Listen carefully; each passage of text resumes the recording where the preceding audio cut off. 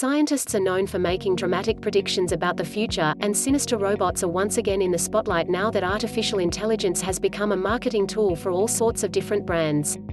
At the end of World War II, it was stated that flying cars were just around the corner and that all energy problems would be solved by fusion energy by the end of the 20th century.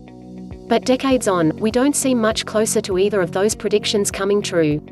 So what's with all this talk, fueled by the likes of space baron Elon Musk, about robots taking over the world?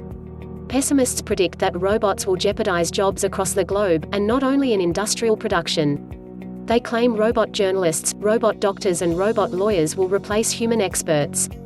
And, as a consequence of a melting down middle class, there will be mass poverty and political instability.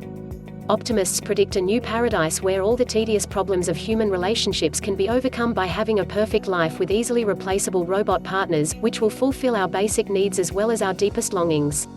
And work will become an ancient concept. The pessimists, however, can relax and the optimists need to cool their boots. As experts in the field of robotics, we believe that robots will be much more visible in the future, but, at least over the next 2 decades, they will be clearly recognizable as machines. This is because there is still a long way to go before robots will be able to match a number of fundamental human skills. Here are 5 reasons why robots aren't about to take over the world. 1. Human-like hands. Scientists are far from replicating the complexity of human hands. The hands of robots that are used today in real applications are clumsy.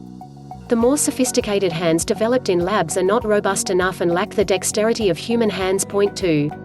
Tactile perception. There is no technical match for the magnificent human and animal skin that encompasses a variety of tactile senses. This perception is required for complex manipulation. Also, the software that processes the input from the sensors in robots is nowhere near as sophisticated as the human brain when it comes to interpretation and reaction to the messages received from the tactile sensors. Point 3. Control of manipulation. Even if we had artificial hands comparable to human hands and sophisticated artificial skin, we would still need to be able to design a way to control them to manipulate objects in a human-like way. Human children take years to do this and the learning mechanisms are not understood. Point 4. Human and robot interaction. The interaction between humans is built on well-functioning speech and object recognition systems, as well as other senses such as smell and taste and tactile sensing. While there has been significant progress in speech and object recognition, today's systems can still only be used in rather controlled environments when a high degree of performance is required. 5. Human reason. Not all of what is technically possible needs to be built. Human reason could decide not to fully develop such robots, because of their potential harm to society.